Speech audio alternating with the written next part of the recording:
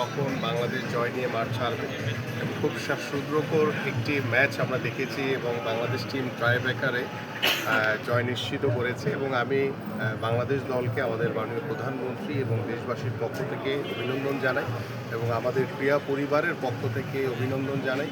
পাশাপাশি আমরা খেলোয়াড়দেরকে বরণ করার জন্য অপেক্ষায় রয়েছি। ইনশাআল্লাহ আমরা এয়ারপোর্টে গিয়ে আমাদের এই বীর সন্তানদেরকে আমরা ইনশাআল্লাহ বর্ণাঢ্যভাবে তাদেরকে রিসিভ করবো ইনশাআল্লাহ। সেটা আপনি যেহেতু বলেছেন সেটা আমরা আলোচনা করছি যে সাতখোলা বাসে তাদেরকে নিয়ে ঢাকা শহরে প্রদক্ষিণ করার মাধ্যমে তাদেরকে একটি বিরল সংবর্ধনা দেওয়ার চেষ্টা করবো। ডেফিনেটলি আমার স্পোর্টস মিনিস্ট্রি থেকে তাদের জন্য একটি ভালো পুরস্কার থাকবে।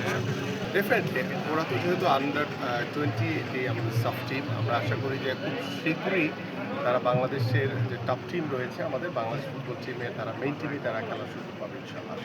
ডেফিনেটলি কারণ আমরা এবং আমাদের মাননীয় প্রধানমন্ত্রী এবং তার পরিবার এতটাই ক্রিয়াবান্ধব। সো আমরা বিশ্বাস করি যে আমরা এইভাবে বাংলাদেশ ফুটবল, ক্রিকেট থেকে শুরু করে সকল স্পোর্টস এগিয়ে যাবে ইনশাআল্লাহ। আমরাও আমাদের সামাজিক আমরা রাষ্ট্রীয়ভাবে আমরা এই সমাজ গঠনের অন্যতম একটি মাধ্যম হবে খেলাধুলা এবং সেই খেলাধুলার মাধ্যমে আমরা ইনশাআল্লাহ আমরা আমাদের দেশকে অনেক দূরে এগিয়ে নিয়ে যাবো।